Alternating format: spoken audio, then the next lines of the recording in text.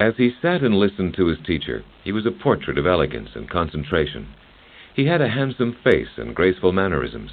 His eyes were small but sharp and acute. The cloak and sandals he wore were always of the best quality, and he wore ornate rings on his fingers, for he was a man from a prestigious family, and he himself was wealthy. But the external finery was like rags compared to the refinement and wealth that dwelled within his mind. He was known then, as he is now, simply as Aristotle. Aristotle, with full attention, was listening to Plato's reading of the Phaedo, the book Plato wrote that describes the death of his master Socrates.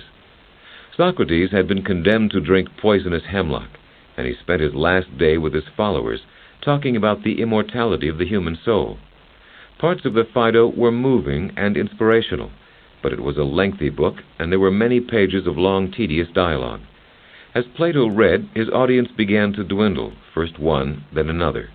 In the end, when the teacher looked up, only one student remained, still engrossed by the emotion of the event, still absorbed by the issues of death, immortality, and courage. It was Aristotle. Like Plato and Socrates, Aristotle himself became one of the greatest philosophers of ancient Greece. He was also a teacher, scientist, and writer, tutor to Alexander the Great, and founder of the famous Lyceum, the Athenian school considered to be the world's first true university. Together, Plato and Aristotle are considered the two greatest philosophers of antiquity, and in the view of many, Aristotle is considered the greatest of all time. Aristotle viewed the natural world through the eyes of a biologist and applied biological principles to all spheres of human knowledge. His philosophy had great influence on succeeding generations of thinkers, including Dante and Thomas Aquinas, to name only a few. Dante called Aristotle the master of those who know. Just to list the achievements and contributions of this remarkable man would fill a book in itself. Some of the contributions for which he's best known include: he was the first to classify the various disciplines of human knowledge, such as biology, physics, politics, and art. He developed the science of argument through logic. Immanuel Kant once stated that since the time of Aristotle, logic has neither moved forward or backwards. It is still today what Aristotle made it. He was also the first to separate the study of weather from astronomy. He was the first to classify animals into genus and species. He identified new uses of language and created new terms to apply to them, such as the syllogism, and assumed truth based on previous facts. He founded the science of psychology and was the first to consider the problems of the human psyche as a separate discipline. And he was the first to separate the study of ethics or virtue from the study of knowledge. Aristotle was a prolific author, and records of the time indicate he may have written as many as 400 works on education, science, rhetoric, literary criticism, political theory, poetry, philosophy, and thoughts at large. Many of these works are believed to be lectures and notes he wrote for his students at the Lyceum. Of these hundreds of valuable works, only about 50 have survived. Of those that have, the most famous are Metaphysics, First Philosophy, Rhetoric, Poetics, De Anima, and his most popular and influential work, the Nicomachean Ethics. Aristotle lived in a time when many important forces converged to help form one of the foremost philosophical minds in history. Most importantly, he was a product of Greek culture. Before the Greeks, mankind was concerned mostly with death, but to the Greeks, life was the most significant fact, and human life was the greatest wonder on earth. Their sports and their art give testament to the great pleasure in and enthusiasm for living. The Greeks were also the first philosophers. To them, the great miracle of man was his logos, his ability to think, reason, and know. Through understanding the nature of the universe and humankind, the Greeks believed they had the key to understanding the individual's place and purpose in life. Fueled by this faith in man's logos, a long line of esteemed thinkers and philosophers paraded through ancient Greek history, each contributing a new perspective to those who went before, and each founding a school of thought that influenced the next generation. They included Pythagoras and the Pythagoreans, who approached all things with the purpose of finding the relation between the whole and its parts, and who saw the number as the most important principle. Parmenides, with his view that ideas were reality. The Sophists, with their survival of the fittest philosophy. Socrates, who maintained the meaning of things was more real than the things themselves, that there were eternal truths, that man could reach perfection and immortality. He developed a method of question and answer now called the Socratic method, and he was the only man ever executed in Athens for what he believed. Plato, Socrates' student, who felt the world was an illusionary shadow, and we could come to know the truth by giving up the pleasures of the senses. And finally, Aristotle, who took something from all that went before him, and then added his own ideas. One of the most impressive and unique networks in human knowledge was the learning that was passed down through the four great men of the 5th and 4th centuries B.C. Socrates was a teacher to Plato. Plato was a teacher to Aristotle, and Aristotle was a teacher to Alexander the Great. All of them changed history. Aristotle was born in 384 B.C. in the Macedonian town of Stagira, a Greek colony in the Thracian Sea, in what is now called Thessalonica. At the time of his birth, the Greek city-state was already in decline. Athens had been conquered by Sparta 20 years before, and Greece was torn by a power struggle between Sparta and the city-state of Thebes. While the Greek city-states were growing weaker, a new power was rising in the north, the Kingdom of Macedonia, which would soon give birth to Alexander the Great, who would establish a huge empire stretching from Greece to the Indian Ocean. Aristotle's father, Nicomachus, was a prominent doctor who served as court physician to the king of Macedonia. His family was of noble origin with a tradition in medicine. Aristotle probably had early medical training and undoubtedly spent his first years at the Macedonian capital of Pella, where the king lived. Both of Aristotle's parents died young, and he was put under the guardianship of a Macedonian official until he was 17 and left for Plato's academy outside of Athens. There he came under one of the greatest influences of his life. He remained at the academy 20 years, until Plato's death in 347 B.C. During those years, under the guidance of the outstanding educator of his age, Aristotle polished his scientific talents with a refined awareness of ethics, aesthetics, and philosophy. Plato called him the mind of the school, and nicknamed him the reader because of his vast knowledge, which he gained from constant reading. Almost immediately, Plato made Aristotle a teacher of rhetoric. Plato's academy was the center of learning for the entire Mediterranean world. Men from all over came to discuss the critical questions of the day. Many of them were the famous thinkers of their time. In addition, Plato traveled widely and brought back new information, ideas, and perspectives to his students. The atmosphere at the school was cosmopolitan, invigorating, and liberal. Abstract problems were discussed in the Socratic manner, and Aristotle had the opportunity to learn the difference between knowledge gained through discussions and analysis, and that gained through observation and deduction. He also had a chance to learn thoroughly all the theories of earlier philosophers. He would later refer to these as the opinions of the wise. The discussion method at the academy also helped Aristotle and other students realize the importance of definition, language, and orderly thinking. Arguments had to be made in a logical, systematic way. During these years, Aristotle was deeply under the influence of his teacher, yet few of his writings from this time have survived. Because he later took issue with some of Plato's viewpoints, there have always been rumors that the two had personal conflicts, but the truth is to the contrary. Aristotle held Plato in high esteem, even during the latter portion of his life, when he turned away from Platonic theory and founded his own Aristotelian school of thought. At Plato's death, Aristotle wrote that it was he who alone, or first of mortals, clearly revealed by his own life and by the methods of his words, how to be happy is to be good. When Plato died in 347 B.C., Aristotle left the academy and never returned. The successor to Plato was a pupil who emphasized Plato's theory of numbers, and Aristotle was more interested in biology. Furthermore, he had become unwelcome in Athens. The Greek states had collapsed, and anyone known to have connections with the court in Macedonia was considered a pariah in democratic Athens. After leaving Plato's academy, Aristotle accepted an invitation of a fellow student, Hermaeus, to live at his court in Assos, a town on the slopes of Mount Ida in Asia Minor.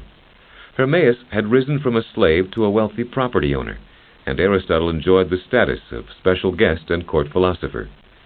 Hermaeus was a crafty tyrant in his region, but under Aristotle's influence he modified his rule to a more democratic form of government.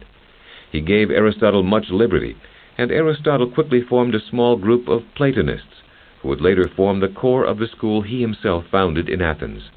Among these first disciples was his nephew, Callisthenes, who was an historian.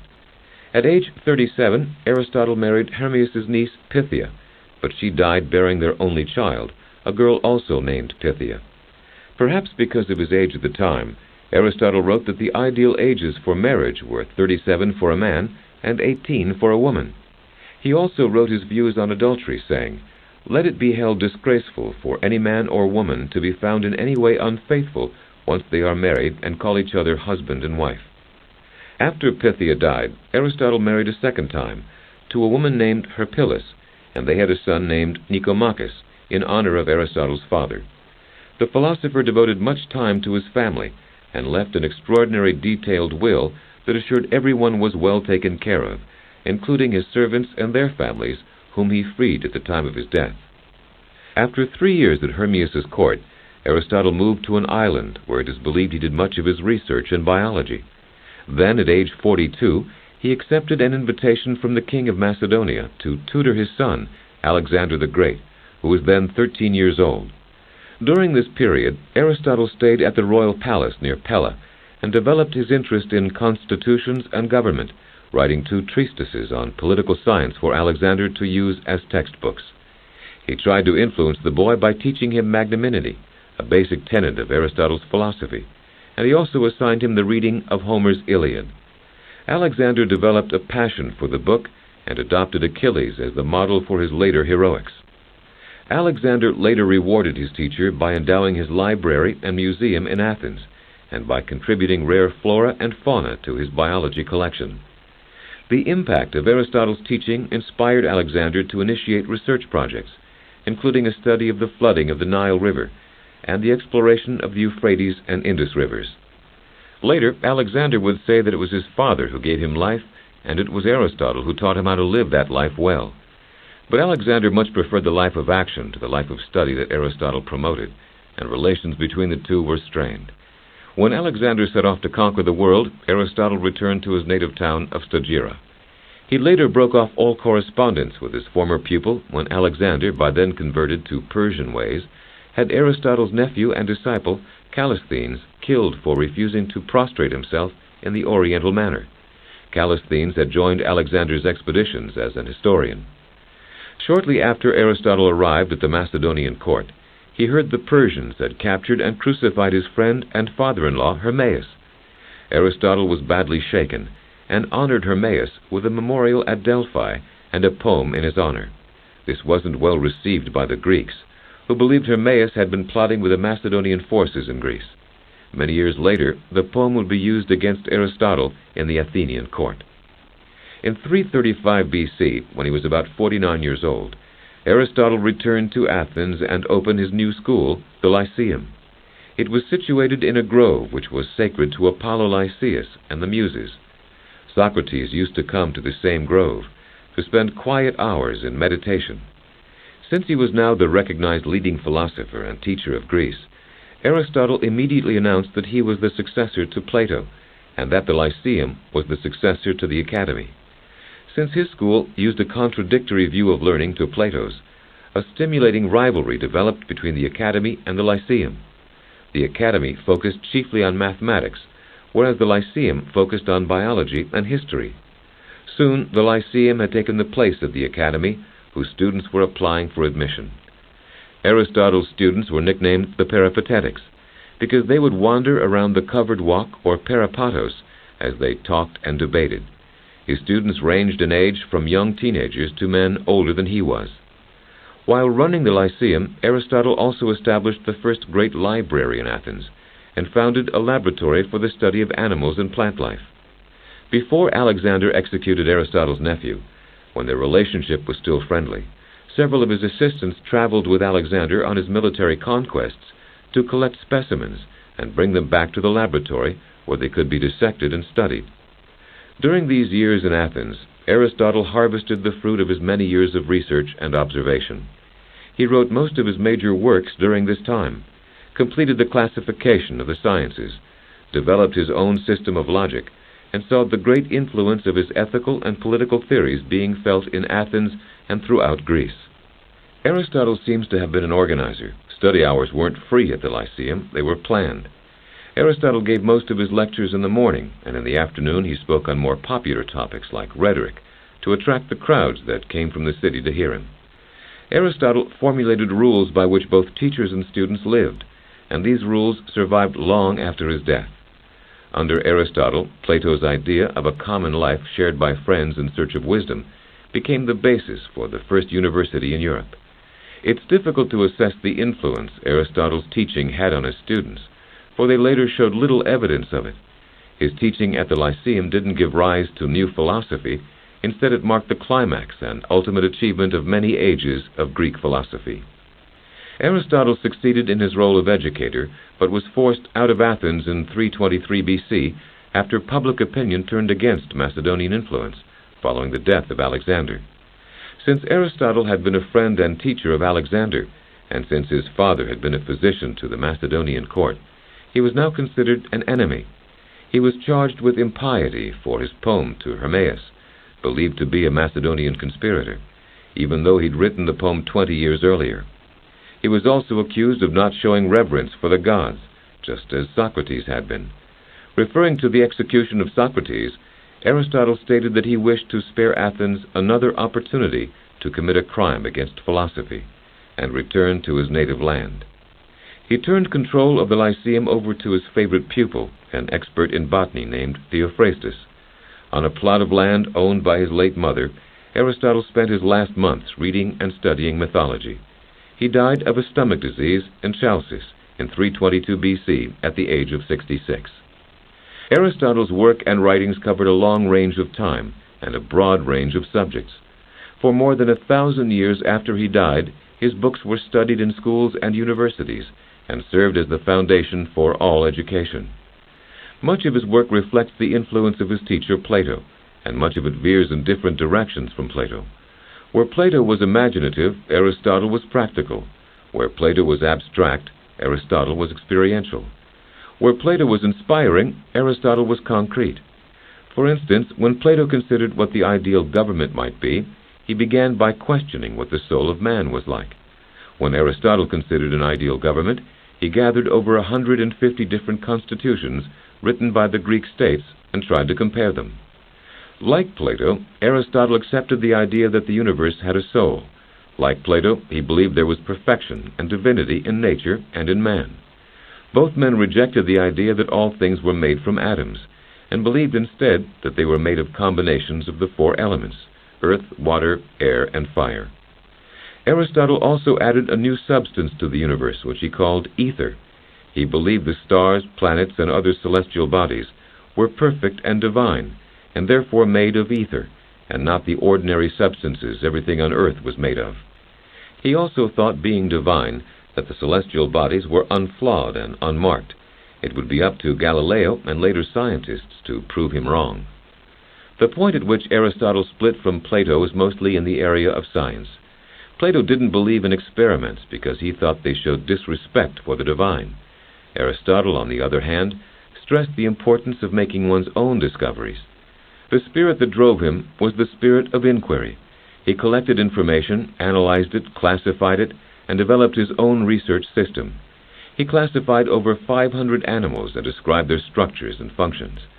Charles Darwin, over 2,000 years later, said Aristotle had made more contributions to biology than any other single individual. He developed two forms of scientific reasoning, the syllogism and inductive reasoning. In a syllogism, one makes a conclusion based on two statements known to be true. An example would be, 1. All trees need light. 2. An oak is a tree. 3. Therefore, an oak needs light. Inductive reasoning is when one reaches a general conclusion based on a specific case. For instance, this dog breathed through lungs, therefore all dogs breathe through lungs. Aristotle's logic was unique in philosophy. Unlike Plato, he relied more on deductive logic as it applies to observable objects. He had the cool, detached eye of the scientist. In his studies, he accumulated a vast number of facts and observations, which were, to a great extent, the beginnings of physical science. The entire structure of modern scientific inquiry owes much to his exhaustive exploration of truth. In addition, the principles and methods of Aristotle have inspired some of the greatest systems of philosophy and are still considered major forces of religion and metaphysics. Because of this work, Aristotle was later called the father of the scientific method. As Aristotle entered his later years, his interests as a philosopher had shifted. No longer concerned with the transcendent, unseen world of ideas he favored in his youth, he developed a consuming passion for facts and things of the world. In a sense, he was the first philosopher to confront the problem of the relation of religion to science. But up to the end of his life, he seems to have believed that science couldn't supply all the answers. As he wrote in one of his last letters, he withdrew more and more into what he called the wonderland of myth. He wrote, "The more I am by myself and alone, the fonder I have become of myths." Mythology was the Bible of Greek religion. Although he'd split from his teacher in many ways, Aristotle never did renounce Plato's vision of a world which was essentially spirit and driven by a primal divine force. People generally agree that the greatest work Aristotle completed was the Nicomachean Ethics, believed to have been written later in his life, when he was 50 or 60 and head of the Lyceum. It's a book that deals primarily with the good life, good meaning moral, how such a life is lived and what it means. The word ethics comes from the Greek word ethos, which means custom, manner, habit, or character. Aristotle believed that an individual reveals what he really is through what he does. He also believed that good or excellence is the final purpose of man, and that man is motivated toward self-perfection. Ethics, therefore, is the study of character, of the moral element in human nature. It's the study of action in terms of self-perfection. Aristotle was the first to suggest that ethics might be primarily a matter of individual conscience, and only secondarily a matter of social behavior. He stated there was no absolute objective standard of morality. Instead, whether behavior was moral or not depended on the type of action performed and the motivation of the person performing it. He also thought the life of action in society was less important than the life of contemplation. The best life was no longer public life, but a private life of intense personal mental activity. In other words, Aristotle separated individual moral standards from the moral standards of society. This was a radical move for the time, particularly in civic-minded Greece, and it differed from the teachings of his mentor, Plato. It was even considered subversive, since it raised the question of who was the higher moral agent, the state or the individual. For the first time in Western philosophy, the individual became independent and even superior to the society in which he lived. This trend toward individual morality and conscience eventually became the cornerstone of modern political and ethical theory. In the Nicomachean Ethics, Aristotle said every art and every scientific inquiry, and similarly every action and purpose, may be said to aim at some good. Aristotle spent much time trying to define happiness, and his basic belief was that true happiness was not based on pleasures, but on how well a person lived their life. He separated happiness, or the good life, into three categories. One is happiness based on sensual pleasure, the vulgar goal of the common man. Two is happiness based on honor, which is the goal of the cultivated man. And three is true happiness, which is obtained through contemplation and philosophy. He dismissed the idea of money altogether as a form of happiness, by saying money, although it can buy pleasures, is not an end in itself. One of the areas in which Aristotle split with Plato was in Plato's idea of a universal good. Aristotle disagreed with this concept, saying there can be no single universal ideal. Instead, good depends on the needs, circumstances, and point of view of the individual. Aristotle isolated and defined what he considered the qualities of goodness. He said that pleasure, honor, intelligence, and virtue were not ends in themselves, and that happiness lies beyond them. By comparing humans to plants and animals, he concluded that existence itself is not happiness, and that thought and action must be required for humans to attain happiness. Aristotle also described how people might attain happiness. He believed human beings must make an effort to find happiness themselves through education and training.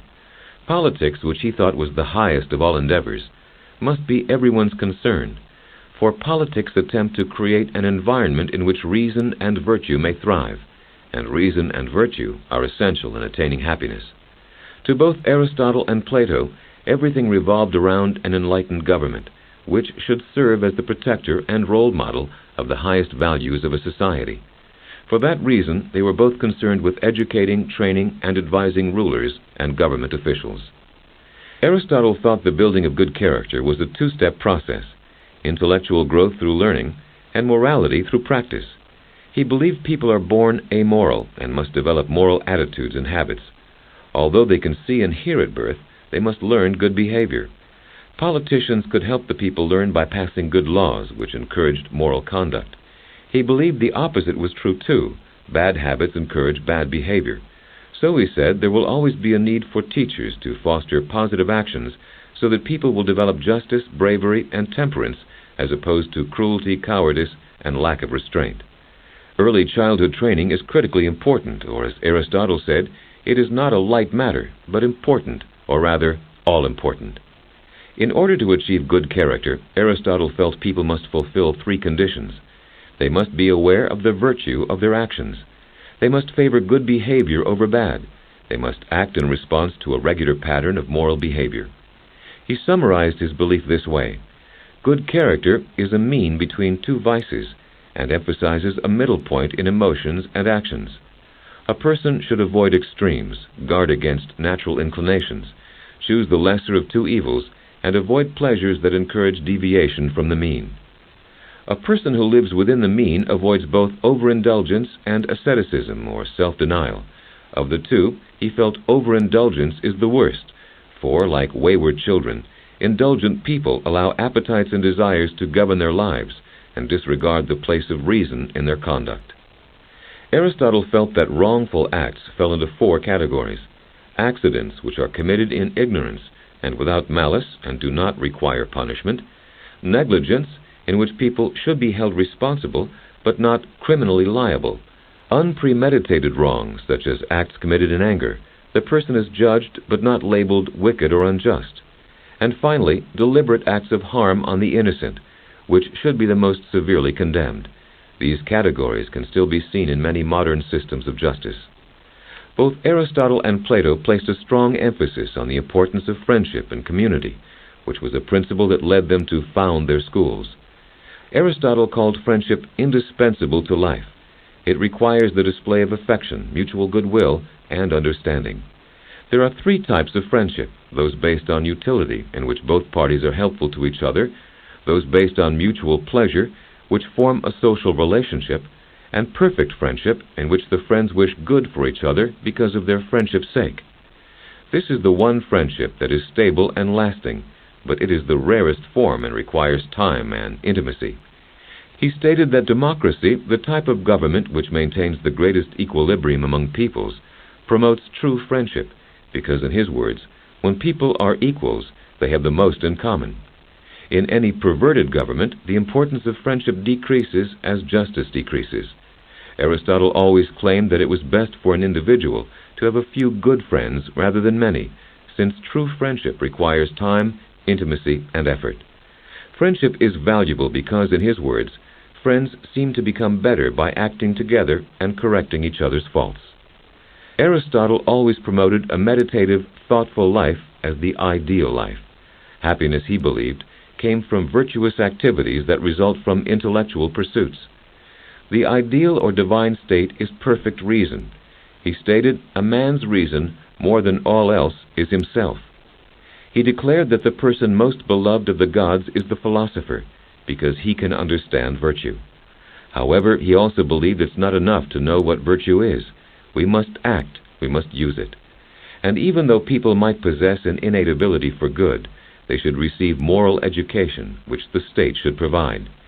Teachers should be aware of universal principles, but should also individualize their teaching to strengthen each student. The state, grounded in sound ethics, has an obligation to develop the character of its citizens. Aristotle's greatest work was this attempt to define the nature of man's true happiness, which he felt depended on a virtuous life. He defined those virtues and maintained that people can only become good through, first, knowing what good is, and second, through habit and training. Then he brought this theory down to the level of action, saying individual and social morality must be demonstrated and lived. It affects all our relationships in life and is particularly necessary if we want to become good statesmen and lawgivers. Education, he concluded, is essential. These principles of happiness, virtue, and goodness must be taught. The importance Aristotle placed on teaching was inevitable, since he lived in an age when the relationship of teacher and student was one of the most honored and sacred relationships of all. Socrates passed his wisdom and inspiration on to Plato. Plato then offered his learning to Aristotle, and Aristotle took that knowledge, refined and adapted it to reflect his personal views and insights, and passed it along to his students, who included Alexander the Great. In this chain of cumulative learning and development, the ultimate recipients are we ourselves, the products of a modern society that exists more than 2,000 years later. Through the written word, this remarkable cycle of teaching and learning remains unbroken, although the teachers have long since passed from this earth. This is the end of the session.